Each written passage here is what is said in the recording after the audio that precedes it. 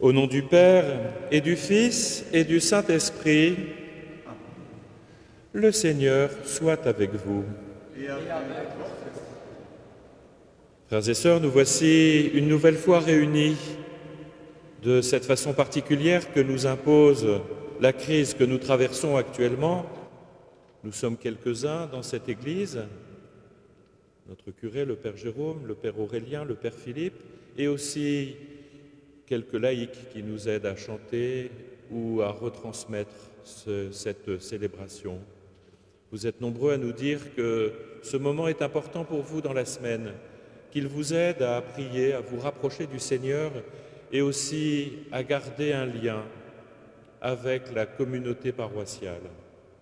Où que vous soyez, ici ou chez vous, à Charenton ou plus loin, soyez les bienvenus. Et ensemble, nous allons entrer dans la prière et demander au Seigneur qu'avec l'eau du baptême, il nous lave de toutes nos fautes, de tous nos péchés, de tout ce qui nous arrête.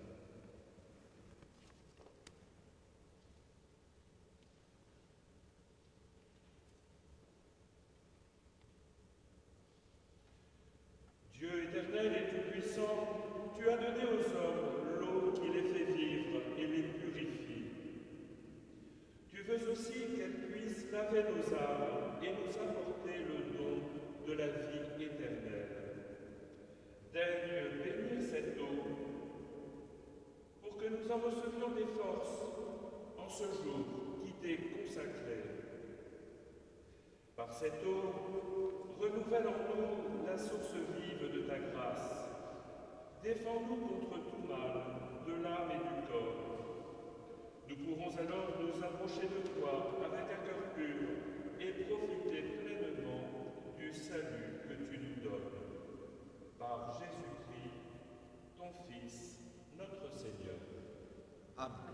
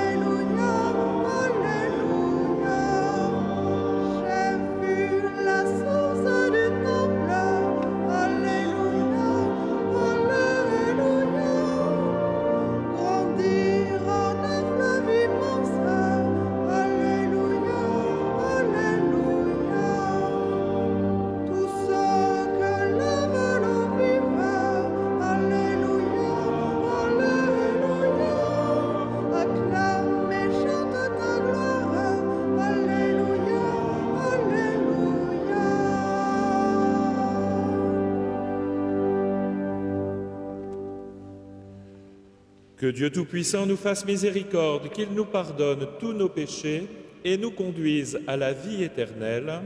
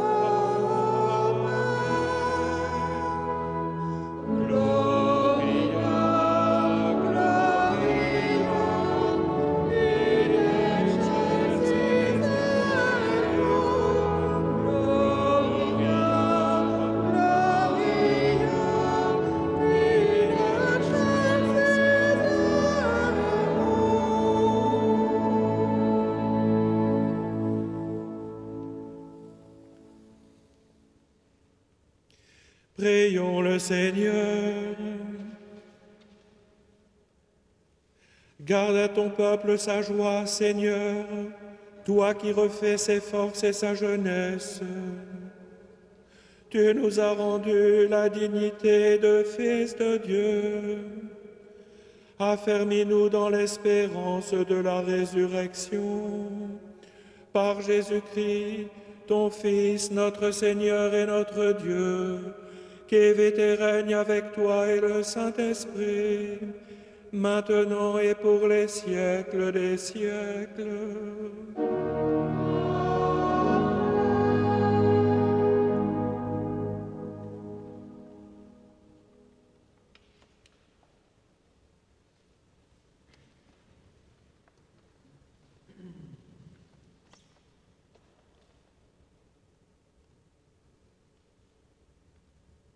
Le jour de la Pentecôte, Pierre, debout avec les 11 autres apôtres, éleva la voix et leur fit cette déclaration. Vous, Juifs, et vous tous qui résidez à Jérusalem, sachez bien ceci. Prêtez l'oreille à mes paroles. Il s'agit de Jésus le Nazaréen, homme que Dieu a accrédité auprès de vous en accomplissant par lui des miracles, des prodiges et des signes au milieu de vous. Comme vous le savez vous-même, cet homme, livré selon le dessein bien arrêté et la prescience de Dieu, vous l'avez supprimé en le clouant sous le bois par la main des impies.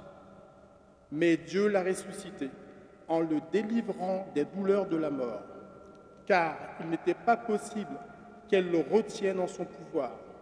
En effet, c'est de lui que parle David dans le psaume. Je voyais le Seigneur devant moi sans relâche. Il est à ma droite, je suis inébranlable. C'est pourquoi mon cœur est en fête, et ma langue exulte de joie. Ma chair elle-même reposera dans l'espérance. Tu ne peux m'abandonner au séjour des morts, ni laisser ton fidèle voir la corruption. Tu m'as appris des chemins de vie. Tu me rempliras d'allégresse par ta présence. Frères, il est permis de vous dire avec assurance au sujet du patriarche David qu'il est mort, qu'il a été enseveli et que son tombeau est encore aujourd'hui chez nous. Comme il était prophète, il savait que Dieu lui avait juré de faire asseoir sur son trône un homme issu de lui. Il a vu d'avance la résurrection du Christ, dont il a parlé ainsi. Il n'a pas été abandonné à la mort, et sa chair n'a pas vu la corruption. Ce Jésus, Dieu l'a ressuscité. Nous tous, nous en sommes témoins.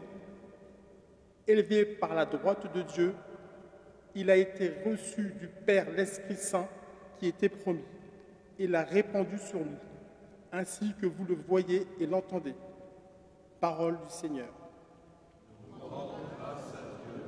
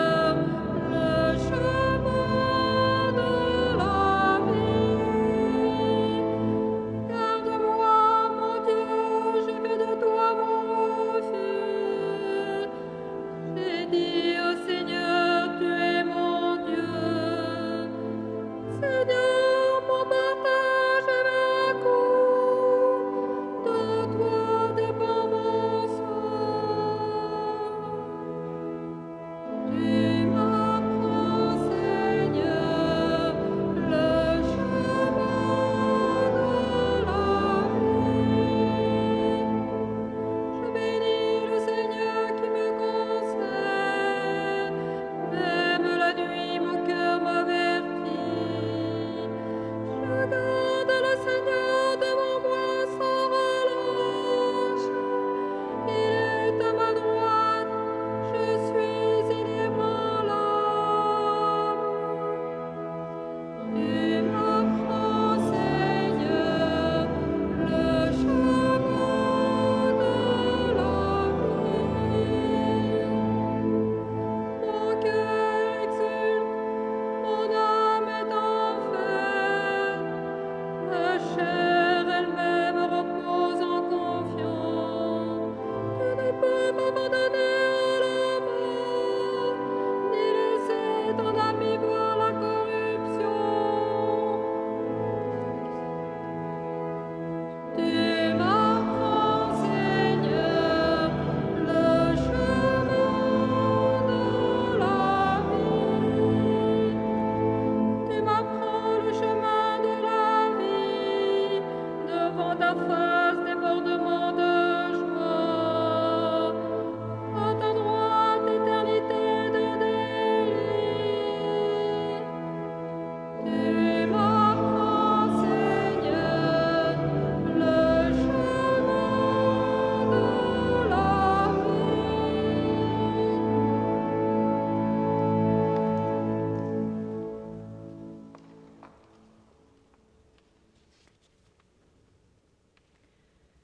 Lecture de la première lettre de Saint Pierre apôtre. Bien-aimés, si vous invoquez comme Père celui qui juge impartialement chacun selon son œuvre, vivez donc dans la crainte de Dieu pendant le temps où vous résidez ici-bas en étranger. Vous le savez, ce n'est pas par des biens corruptibles, l'argent ou l'or, que vous avez été rachetés de la conduite superficielle héritée de vos pères.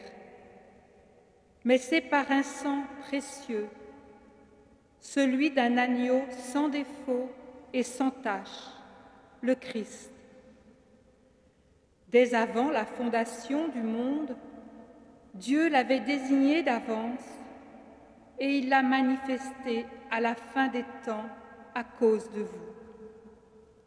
C'est bien par lui que vous croyez en Dieu, qu'il l'a ressuscité d'entre les morts et qui lui a donné la gloire. Ainsi, vous mettez votre foi et votre espérance en Dieu. Parole du Seigneur. Nous rendons grâce à Dieu.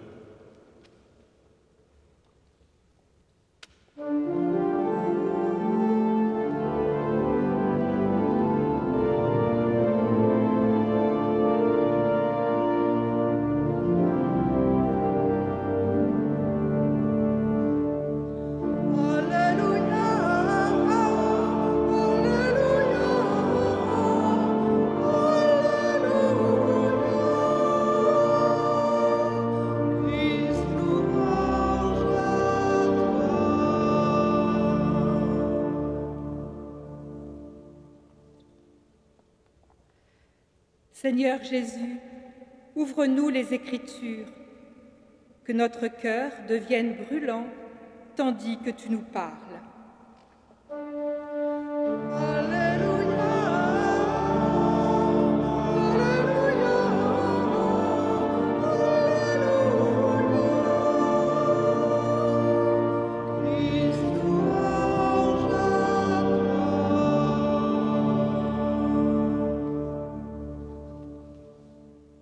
Le Seigneur soit avec vous.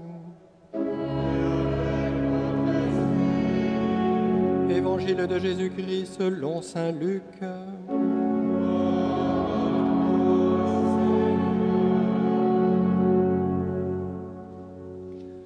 Le même jour, c'est-à-dire le premier jour de la semaine, 2 disciples faisaient route vers un village appelé Emmaüs, à 2 heures de marche de Jérusalem.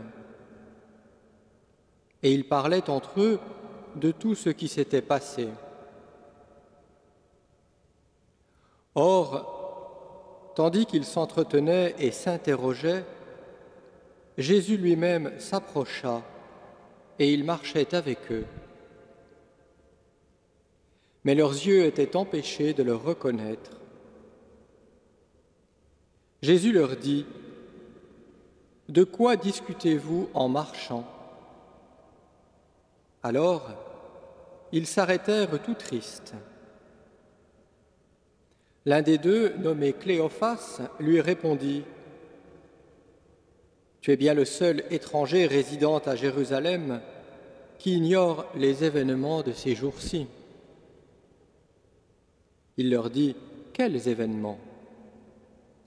Ils lui répondirent : « Ce qui est arrivé à Jésus de Nazareth, cet homme qui était un prophète, puissant par ses actes et ses paroles, devant Dieu et devant tout le peuple. Comment les grands prêtres et nos chefs l'ont livré. Ils l'ont fait condamner à mort et ils l'ont crucifié. Nous espérions que c'était lui qui allait délivrer Israël. Mais avec tout cela, voici déjà le 3e jour qui passe depuis que c'est arrivé. À vrai dire, des femmes de notre groupe nous ont remplis de stupeur. Quand, dès l'aurore, elles sont allées au tombeau, elles n'ont pas trouvé son corps. Elles sont venues nous dire qu'elles avaient même eu une vision, des anges qui disaient qu'il est vivant. Quelques-uns de nos compagnons sont allés au tombeau et ils ont trouvé les choses comme les femmes l'avaient dit. Mais lui, ils ne l'ont pas vu. Il leur dit alors : « Esprit sans intelligence, comme votre cœur est lent à croire tout ce que les prophètes ont dit. Ne fallait-il pas que le Christ souffrit cela pour entrer dans sa gloire ? Et partant de Moïse et de tous les prophètes, il leur interpréta dans toute l'Écriture ce qui le concernait. Quand ils approchèrent du village où ils se rendaient, Jésus fit semblant d'aller plus loin. Mais ils s'efforcèrent de le retenir. « Reste avec nous, car le soir approche et déjà le jour baisse. » Il entra donc pour rester avec eux. Quand il fut à table avec eux, ayant pris le pain, il prononça la bénédiction et, l'ayant rompu, il le leur donna. Alors leurs yeux s'ouvrirent et ils le reconnurent, mais il disparut à leur regard. Ils se dirent l'un à l'autre : « Notre cœur n'était-il pas brûlant en nous, tandis qu'il nous parlait sur la route et nous ouvrait les Écritures ?» À l'instant même, ils se levèrent et retournèrent à Jérusalem. Ils y trouvèrent réunis les 11 apôtres et leurs compagnons qui leur dirent : « Le Seigneur est réellement ressuscité, il est apparu à Simon-Pierre. » À leur tour, ils racontaient ce qui s'était passé sur la route et comment le Seigneur s'était fait connaître par eux à la fraction du pain. Acclamons la parole de Dieu.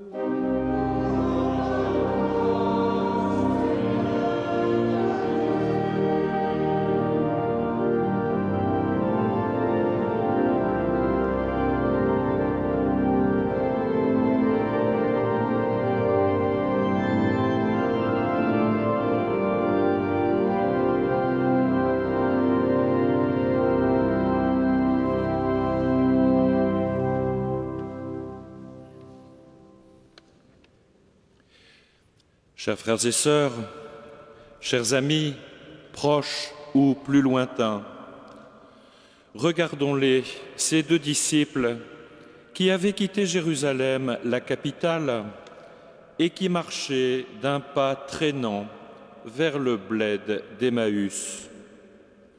Un bled au point que les géographes n'ont pas réussi à le localiser malgré les indications de l'évangéliste. Aujourd'hui, on dirait une périphérie. Ses disciples ressassaient les jours terribles qu'ils venaient de vivre. Ils avaient tout misé sur ce Jésus, un prophète puissant en parole et en acte. Ils avaient espéré en cet homme providentiel qui libérerait Israël et eux avec. Et voilà que les autorités civiles et religieuses l'ont fait arrêter, condamner et crucifier.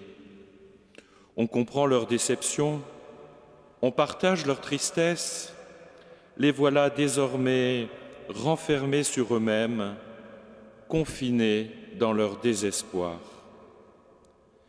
Et c'est alors qu'un inconnu les rejoint sur la route. Ses disciples disent leur dépit à l'étranger. Ils se livrent à lui et lui confient leur peine et leur tristesse. Ils lui racontent tous ces événements que ce voyageur feint d'ignorer. Ils sont tellement au fond du trou qu'ils ne comprennent même pas ce que dit cet homme. Ils écoutent poliment, comme on écoute quelque chose qui ne nous concerne pas. Même ce qu'ont raconté les femmes n'a pas amoindri leur désespoir. Ils les ont laissés parler, comme ils laissent dire celui qui leur explique les événements. Pour eux, il n'y a plus rien à comprendre ni à espérer. Frères et sœurs, quand nous aussi, il nous arrive de broyer du noir, quand tout semble sombrer autour de nous, que nous supportons mal d'être confinés, alors, frères et sœurs, nous aussi, retournons à Emmaüs, à la porte de l'auberge, et faisons nôtre la prière des disciples. Reste avec nous, car le soir baisse. Reste avec nous. Une prière difficile en temps de crise, car elle suppose la confiance. Une prière de pauvre, on la fait dans la peine, mais n'est-ce pas la seule vraie prière, la prière du pauvre? Comme la route d'Emmaüs aurait été triste si elle s'était terminée à la porte de l'auberge. Seulement voilà, pour les pèlerins comme pour nous, reste le signe de la présence, de la parole, du pain partagé, signe fragile, mais qui parle mieux qu'un long discours. Reste avec nous. Et tout s'ouvre alors. Autrefois empêchés de le distinguer, les yeux des disciples s'ouvrent et le reconnaissent. Leur intelligence s'ouvre et ils le reconnaissent à la fraction du pain. Leur cœur, si stupide et lent à croire voici peu, s'ouvre désormais et ils brûlent en eux-mêmes. Enfin, les Écritures, elles s'ouvrent grâce à la parole du ressuscité. Tout s'ouvre et les disciples ressortent aussitôt. C'est ainsi que la route d'Emmaüs devient notre propre chemin de foi, à nous aussi. Comment rencontrerons-nous le Seigneur, sinon dans les Écritures et l'Eucharistie, dont le désir se fait si durement ressentir en ces temps de quarantaine? Souvent, nous aussi, nous arrivons à la messe avec nos préoccupations, nos difficultés, nos déceptions. Souvent, la vie nous blesse et nous nous en allons tout tristes vers notre Emmaüs, en fermant notre cœur à la grâce du Seigneur. Nous nous éloignons de lui. Mais lui, par sa parole, sans cesse nous accueille. Jésus nous ouvre les Écritures. Il embrase notre cœur à la flamme de la foi et de l'espérance. Quand nous communions, il nous donne sa force, Parole de Dieu et Eucharistie. Chaque jour, lire un passage de l'Évangile. Chaque dimanche, chaque fois que c'est possible, aller communier, aller recevoir le Seigneur. Voilà ce qui s'est passé avec les disciples d'Emmaüs. Ils ont accueilli la parole, ils ont partagé le pain, et de tristes et affligés qu'ils se sentaient, ils sont devenus joyeux et ils sont repartis. Chers frères et sœurs, la parole de Dieu et l'Eucharistie nous remplissent de joie. Si nous sommes tristes, prenons la parole de Dieu. Quand nous n'avons pas le moral, prenons la parole de Dieu et si nous le pouvons, allons recevoir le corps du Seigneur et participer à son mystère. La parole de Dieu, l'Eucharistie, accueillons de tout notre cœur les sources de la vraie joie. Amen. Alléluia.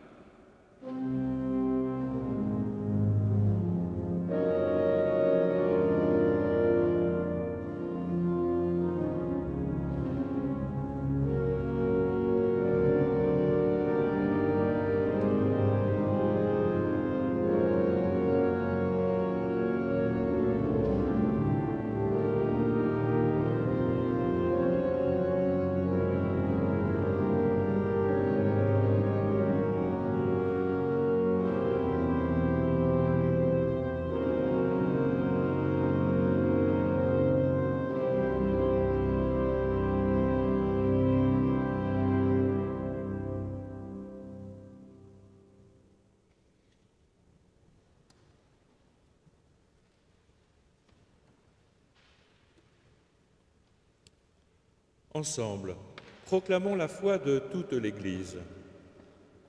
Je crois en Dieu, le Père Tout-Puissant, Créateur du ciel et de la terre, et en Jésus-Christ, son Fils unique, notre Seigneur, qui a été conçu du Saint-Esprit, est né de la Vierge Marie, a souffert sous Ponce Pilate, a été crucifié, est mort et a été enseveli, est descendu aux enfers.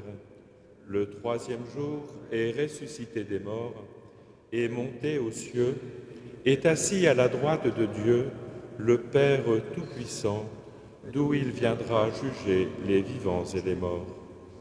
Je crois en l'Esprit Saint, à la Sainte Église catholique, à la communion des saints, à la rémission des péchés, à la résurrection de la chair, à la vie éternelle. Amen.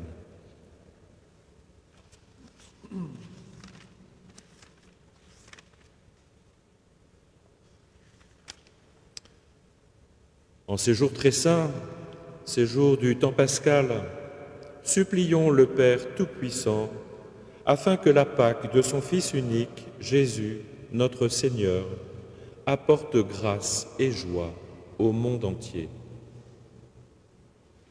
Seigneur, sois le soutien de ton Église et de ses pasteurs, qu'elle puisse être toujours présente au monde et lui apporte l'espérance durant ces jours difficiles. Nous t'en prions.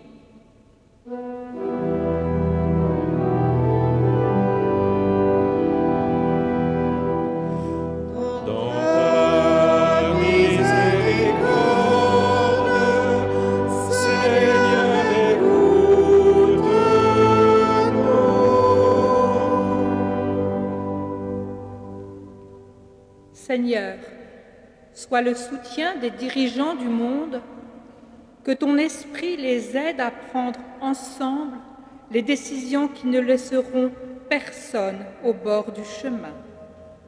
Nous t'en prions.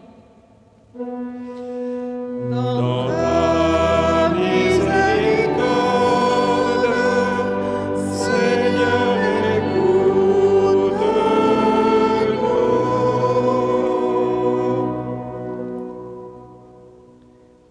Seigneur, sois le soutien des malades, des isolés, des sans espoir. Que la joie de la résurrection leur apporte ta paix et ta lumière. Nous t'en prions. Dans ta miséricorde, Seigneur, écoute-nous.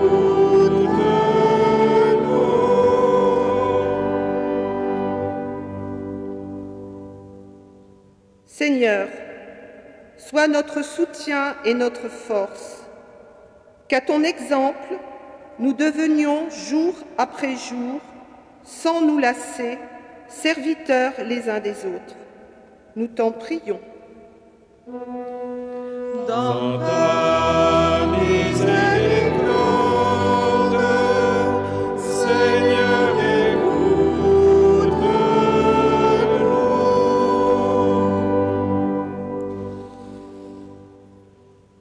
Seigneur, viens au secours de ton peuple qui espère en ta miséricorde. Que ta puissance le soutienne en cette vie et le conduise aux joies de l'éternité. Par Jésus, le Christ, notre Seigneur.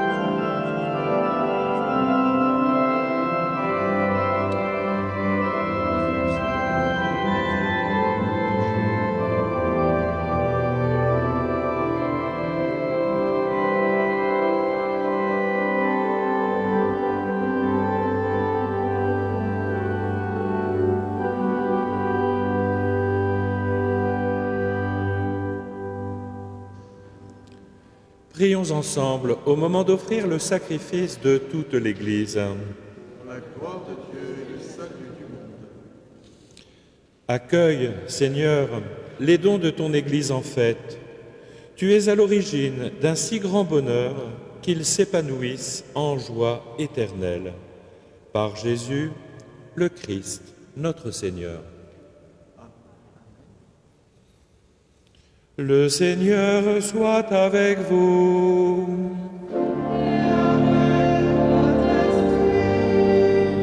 Élevons notre cœur.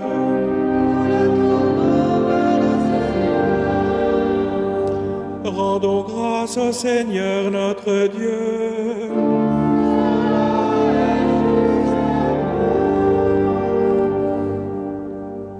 Vraiment, il est juste et bon de te glorifier, Seigneur, en tout temps. Mais plus encore en ces jours où le Christ, notre Pâque, a été immolé. Lui qui ne cesse pas de s'offrir pour nous et qui reste éternellement notre défenseur auprès de toi. Immolé, il a vaincu la mort, mis à mort, il est toujours vivant. C'est pourquoi le peuple des baptisés, rayonnant de la joie pascale, exulte par toute la terre, tandis que les anges dans le ciel chantent sans fin l'hymne de ta gloire.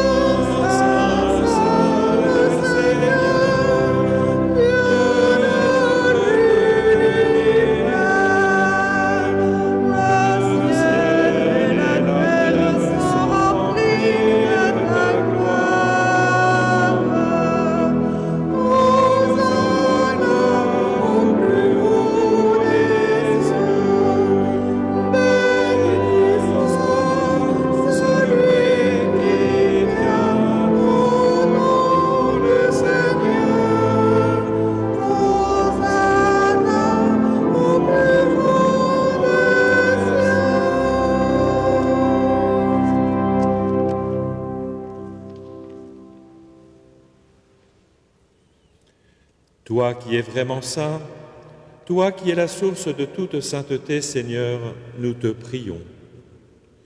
Sanctifie ces offrandes en répandant sur elles ton esprit, qu'elles deviennent pour nous le corps et le sang de Jésus, le Christ, notre Seigneur.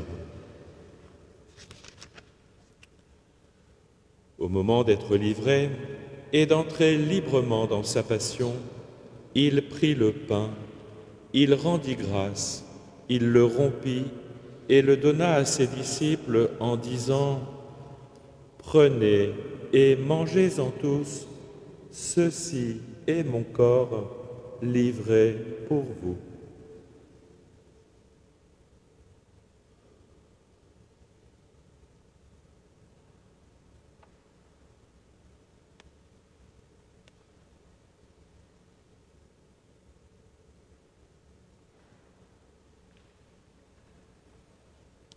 De même, à la fin du repas, il prit la coupe.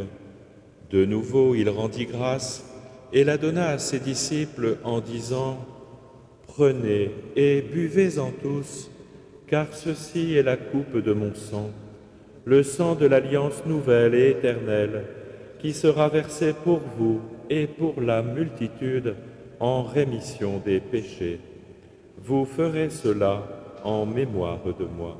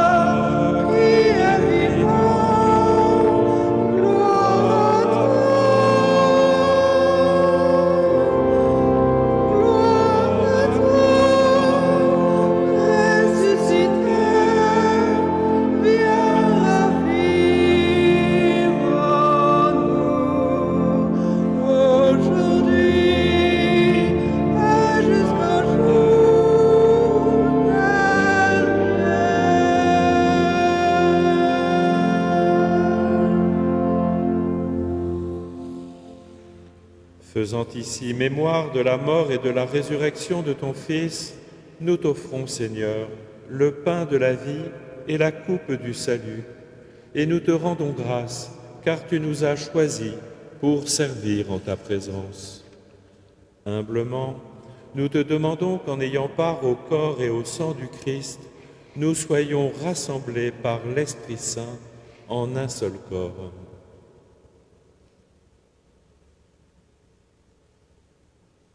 Souviens-toi, Seigneur, de ton Église répandue à travers le monde. Fais-la grandir dans ta charité avec le pape François, notre évêque Michel et tous ceux qui ont la charge de ton peuple.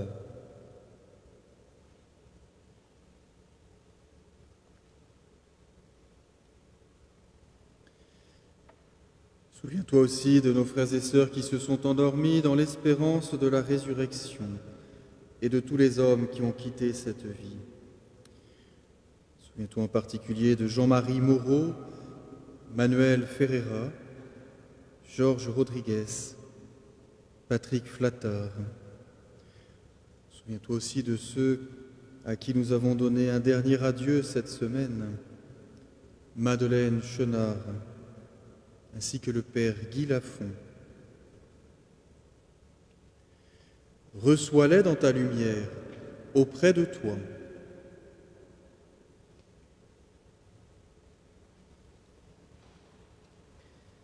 Sur nous tous, enfin, nous implorons ta bonté. Permets qu'avec la Vierge Marie, la bienheureuse Mère de Dieu, avec les apôtres et les saints de tous les temps qui ont vécu dans ton amitié, nous ayons part à la vie éternelle et que nous chantions ta louange par Jésus-Christ, ton Fils bien-aimé.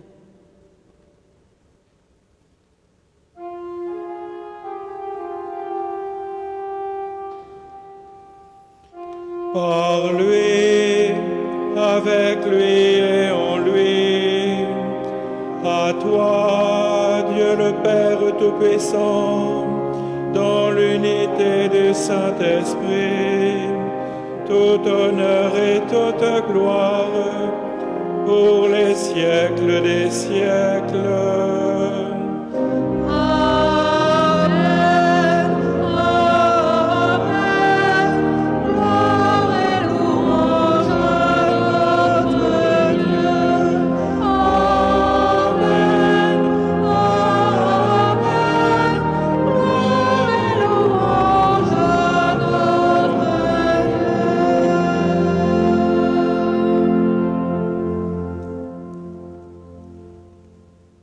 Comme nous l'avons appris du Sauveur, ensemble et selon son commandement, nous osons chanter.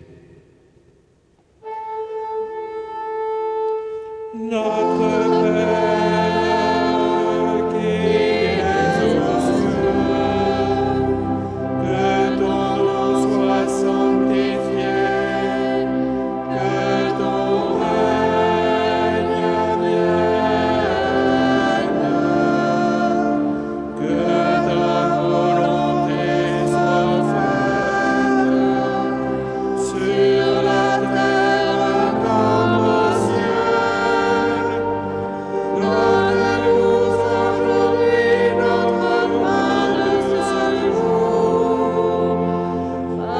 Pardonne-nous nos offenses, comme nous pardonnons aussi à ceux qui nous ont offensés. Et ne nous laisse pas entrer en tentation, mais délivre-nous du mal.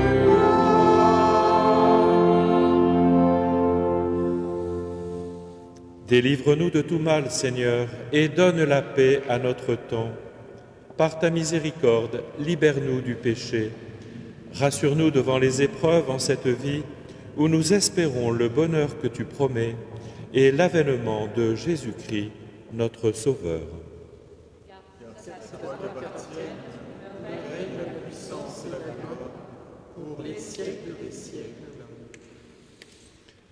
Seigneur Jésus-Christ, tu as dit à tes apôtres, « Je vous laisse la paix, je vous donne ma paix. » Ne regarde pas nos péchés, mais la foi de ton Église. Pour que ta volonté s'accomplisse, donne-lui toujours cette paix et conduis-la vers l'unité parfaite, toi qui règnes pour les siècles des siècles. Que la paix du Seigneur soit toujours avec vous. Et avec votre esprit. Frères et sœurs, dans la charité du Christ, donnons-nous un signe de paix.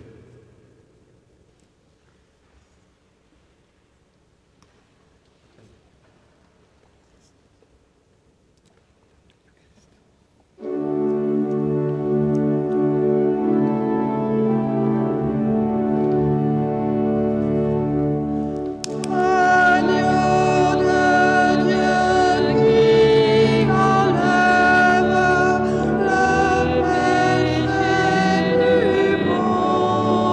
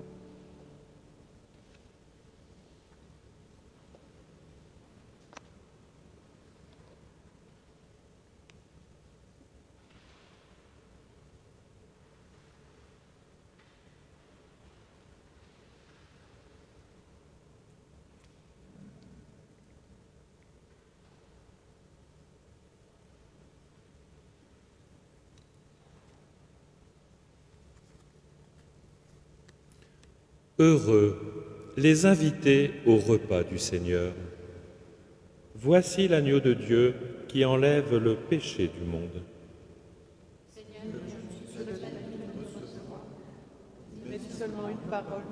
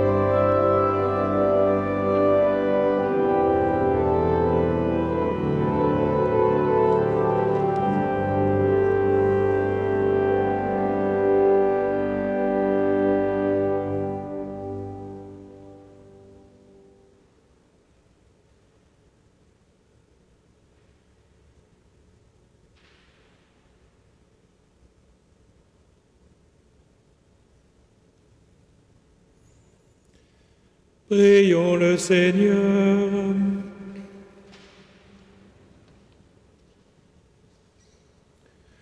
Regarde avec bonté, Seigneur, le peuple que tu as rénové par tes sacrements. Accorde-nous de parvenir à la résurrection bienheureuse, toi qui nous as destinés à connaître ta gloire.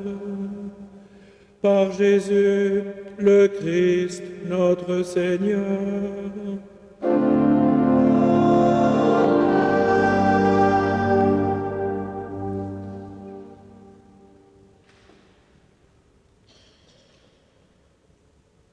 Ce dimanche, plus encore que tous les autres dimanches, l'Église aurait dû être pleine puisque nous devions célébrer les premières communions. Il y a une bonne trentaine d'enfants qui se préparent depuis plusieurs semaines, plusieurs mois à la première communion. Et alors eux, comme les adultes, évidemment, sont privés en ces jours de confinement d'Eucharistie.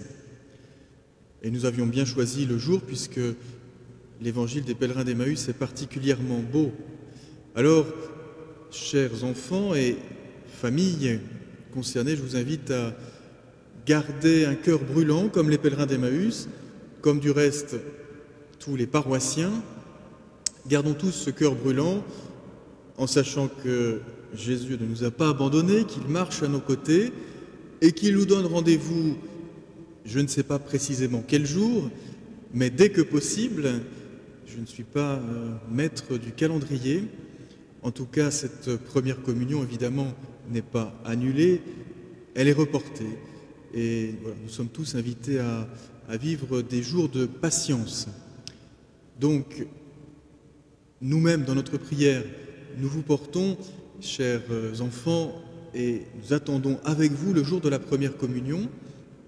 Et puisque c'était quand même votre messe, eh bien, je le dis cette fois à l'intention des paroissiens, il y aura une petite surprise. Donc, comme tous les dimanches, ne coupez pas trop tôt, restez jusqu'au bout. Si le rôti est au four, de toute façon, vous êtes à la maison, donc vous pourrez l'arrêter en temps et en heure. Mais restez jusqu'au bout pour voir une petite surprise préparée par les premiers communiants. Et puis, comme dimanche dernier, comme ces prochains dimanches, avec les prêtres, nous irons visiter un quartier, vous saluer, vous bénir. Nous donnons rendez-vous donc aux habitants de Bobillot, Célier et Bergerac à partir de 15h jusqu'à 16h. Nous effectuerons un petit parcours en partant du bas de l'avenue de la Liberté pour 2 d'entre nous et du bas de la rue Bergerac pour les 2 autres. Et évidemment, vous posez la question, où irons-nous dimanche prochain? Là aussi, certains devront s'armer de patience, puisque Charenton, finalement, est une très grande ville. Nous repartirons aux périphéries, en l'occurrence de la porte de Charenton, pour visiter les quartiers de Valmy et La Coupole. Voilà. Rendez-vous donc dimanche prochain pour les habitants de Valmy et La Coupole. Et il est fort probable que notre pèlerinage à travers la ville nous fasse dépasser le temps du confinement, mais c'est pas grave. Nous irons rendre visite à chacune d'entre vous jusqu'à la fin du mois de juin s'il le faut. Bon dimanche à tous.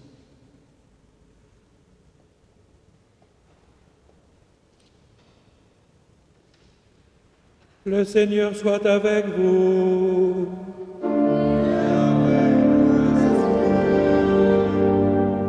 Et que Dieu Tout-Puissant vous bénisse et vous garde, le Père, le Fils et le Saint-Esprit.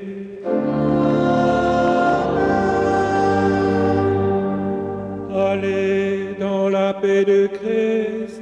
Alléluia. Alléluia.